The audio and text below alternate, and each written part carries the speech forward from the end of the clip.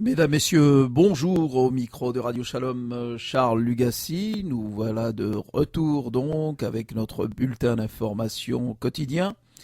Eh bien tout d'abord, aujourd'hui le Premier ministre Stephen Harper a annoncé cette semaine l'établissement du Bureau de la liberté de religion au sein du ministère des Affaires étrangères et du Commerce international sous la direction de l'ambassadeur M. Bennett. Le bureau, qui est déjà fonctionnel, assurera la promotion de la liberté de croyance ou de religion en tant qu'élément prioritaire de la politique étrangère du Canada.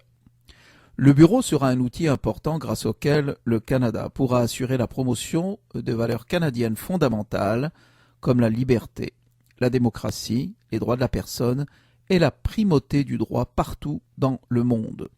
Les violations de la liberté de religion se produisent partout dans le monde et sont de plus en plus fréquentes, a déclaré le Premier ministre Stephen Harper.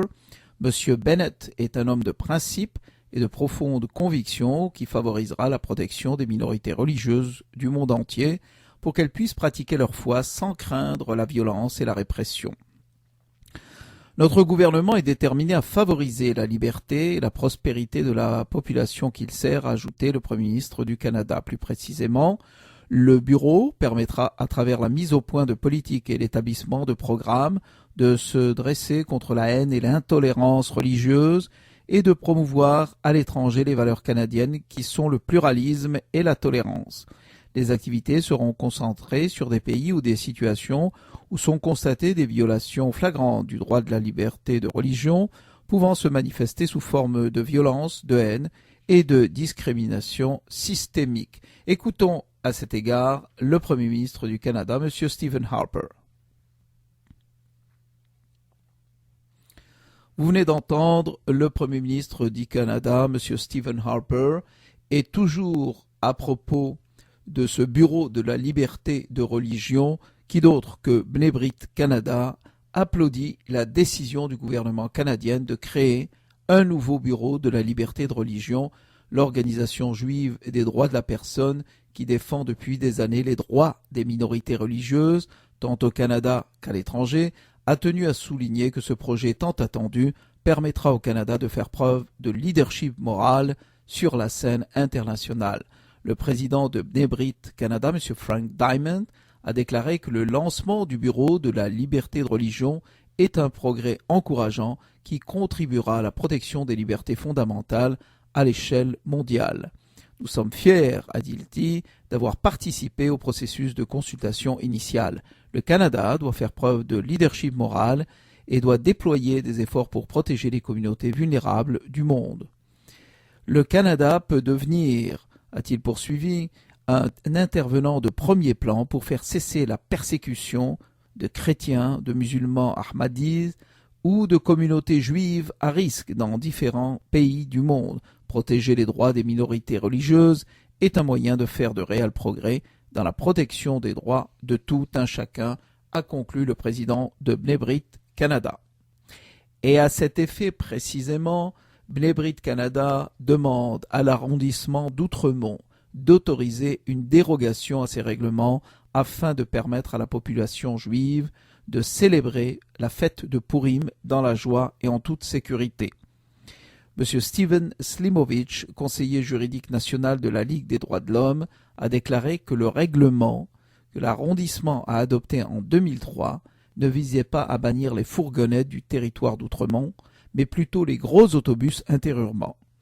Le règlement a provoqué une confrontation regrettable entre la communauté hassidique d'Outremont et la conseillère municipale indépendante Céline Forget. La présence d'une très grande quantité de fourgonnettes peut parfois être dangereuse dans le quartier. Par conséquent, un seul autobus de grandeur raisonnable devrait être autorisé à assurer le transport des enfants jusqu'aux endroits où ont lieu les célébrations.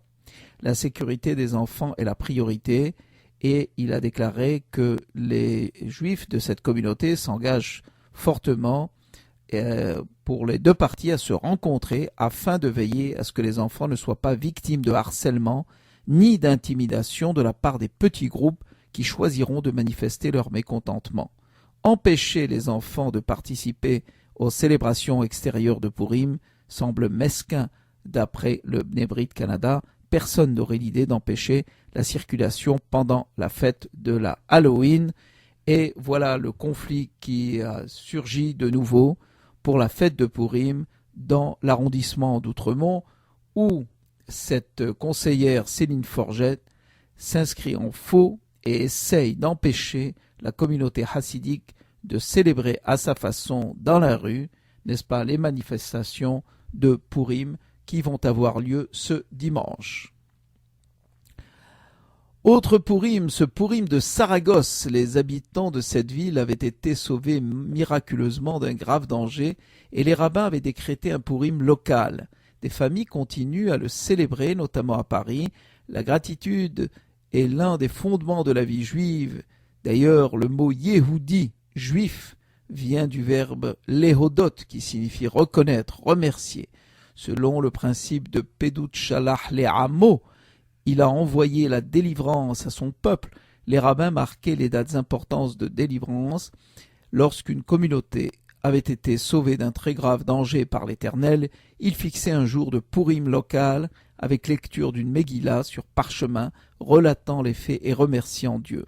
On peut citer par exemple dans le nord du Maroc, Purim de Las Bombas, Purim de Sébastien et autres Purim, celui de Vinz, traditionnellement célébré à Francfort, pour la Grèce, le Purim de Klos, pour la ville d'Alger, il y a aussi quelques-uns, pour la Libye, Purim Shérif, et en Égypte, Purim du Caire.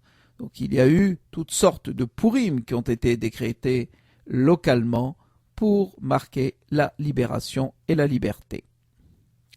Eli Chouraki cherche à boucler le financement de son prochain film L'origine de la violence, tiré du roman de Fabrice Humbert. Si certains producteurs se sont déclarés enthousiastes, aucune chaîne de télévision n'a souhaité s'associer au projet.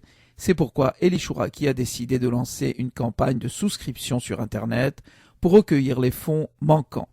L'origine de la violence raconte l'histoire d'un professeur qui découvre, lors d'un voyage scolaire à Buchenwald, l'histoire de la déportation de son grand-père, dont on lui avait caché l'existence. Donc aujourd'hui, c'est jeûne de Purim, et nous terminons là-dessus avec quelques halachot du Rav Shlomo Atlan de Jérusalem. Alors il nous donne les grandes lois des jeûnes d'Esther. À l'époque de Mordechai et d'Esther, les Juifs se sont rassemblés le 13 Adar pour se défendre contre l'agresseur. Avant le combat, ils ont jeûné pour implorer la miséricorde divine. C'est la raison du jeûne d'Esther qui a lieu cette année, aujourd'hui, le 11 Adar. Le jeûne a été devancé parce qu'il tombait Shabbat, et comme chacun le sait, on ne jeûne pas Shabbat. C'est pour cela que nous avons la tradition dans toutes les communautés de jeûner donc aujourd'hui, donc de devancer le jeûne, en souvenir du miracle. Ce jeûne se nomme le jeûne d'Esther. Alors toute personne en bonne santé ne doit pas se séparer de sa communauté, c'est-à-dire vivre distinctement, et doit jeûner cette année le jeudi 21 février 2013, aujourd'hui, soit le 11 Adar 5773. Une personne qui a un voyage à faire ou un travail physique à réaliser, eh bien, sera elle aussi tenue de jeûner. Par contre, sont dispensés du jeûne d'Esther. Les enfants qui n'ont pas atteint l'âge de la bar mitzvah ou de la bat mitzvah, soit 12 ans et un jour pour une fille et 13 ans et un jour pour un garçon. Une femme enceinte à partir de 40 jours de grossesse qui ressent des malaises ou des vomissements, donc est dispensée du jeûne d'Esther. Une femme enceinte à partir de 3 mois de grossesse, même si elle ne ressent pas de malaise ou de vomissement. Il est recommandé que les femmes en bonne santé jeûnent, mais sont dispensées les femmes qui allaitent dans les 24 mois qui suivent leur accouchement, même si elles n'allaitent pas de façon effective et alternent avec du lait synthétique. Les femmes qui se sentent encore faibles mangeront pour leur santé et celle de l'enfant et non pas par plaisir. Une femme qui a fait une fausse couche et qui se sent faible et doit s'abstenir donc jusqu'à 24 mois. Une femme qui vient d'accoucher, même en bonne santé, s'abstiendra de jeûner pendant les 3 mois qui suivent l'accouchement. Et si elle se sent encore faible, après les 3 mois, elle pourra s'abstenir de jeûner. Une femme qui a subi une fausse couche, même en bonne santé, s'abstiendra de jeûner pendant les 3 mois qui suivent la fausse couche, et si elle se sent encore faible après les 3 mois, elle s'abstiendra de jeûner. Un malade, même sans danger, il mangera cependant, mais avec discrétion et uniquement ce qui est nécessaire pour sa santé, et non pas des mets d'agrément, faire des gros repas. Si un docteur pense que le jeûne pourra détériorer l'état de santé d'une personne, eh bien cette personne sera exemptée du jeûne, et voici donc une personne âgée et faible ne sera pas tenue de jeûner. Pour les séfaradismes, des jeunes mariés dans la semaine de leur mariage ne devront pas jeûner. Le père, le jour de la circoncision de la Brit Mila de son fils, le Mohel et le porteur du bébé, c'est-à-dire le Sandak, ne jeûneront pas non plus. Pidyon Haben, les parents de l'enfant et le Kohen ne jeûneront pas. Pour les Ashkenazim, les jeunes mariés dans la semaine de leur mariage, le père, le jour de la Brit Mila de son fils, le Mohel, et le Sandak, les parents de l'enfant et le Kohen, le jour du Pidyon Haben, pourront manger après Mitra, c'est-à-dire après Hatzot l'après-midi. Le Hatan ou la Kala, lors de leur deuxième mariage, ne jeûneront pas dans les 3 jours à partir de la Choupa. Il est permis de fumer le jour du jeûne, c'est-à-dire aujourd'hui, si on ne peut pas se passer bien sûr la cigarette, mais il est interdit de mâcher du chewing-gum. Afin de pouvoir manger au petit matin, c'est-à-dire avant le début du jeûne, il est souhaitable d'en poser expressément les conditions avant de dormir et de dire si je me lève avant le lever du soleil, je mangerai, car sinon le sommeil sera lui-même considéré comme un début du jeûne. Voilà, ce sont des halachot que nous avons tirés du Rav Shlomo Atlan, qui est à Jérusalem, et préalablement il était à Montréal. Nous vous remercions de votre écoute, nous vous souhaitons un bon jeûne de Purim, et nous vous disons donc à demain. Merci de votre écoute. Au micro de Radio Shalom, Charles Lugassi.